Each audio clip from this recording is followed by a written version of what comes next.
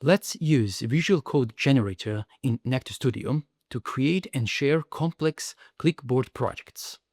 Start by launching NECTO Studio and navigating to the Productivity Hub, the central place for all key tools. Next, open the Visual Code Generator, where you can graphically configure your project.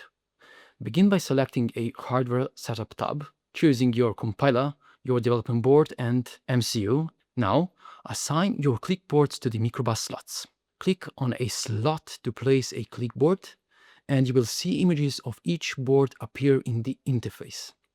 Once all boards are assigned, click Next to continue. In the Next tab, choose where to display your clipboard's data. Select either No Display or a display-capable clipboard like OLED C-Click or IPS Display 2-Click.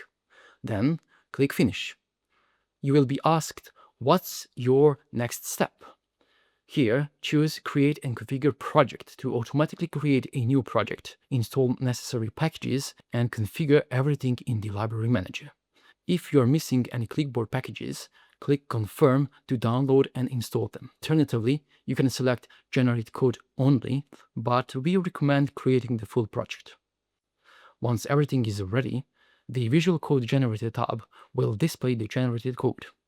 Simply copy this code into your new main.c file or your newly created project workspace. Finally, navigate to the Show icon in the upper part of the NECTO Studio IDE, select Upload Project, give your project a name, assign clipboards to MikroBUS slots once again, review the summary, and click Finish.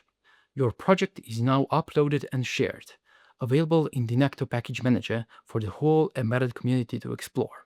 With Visual Code Generator, you define the hardware visually, you generate production-ready code, and share it with engineers worldwide.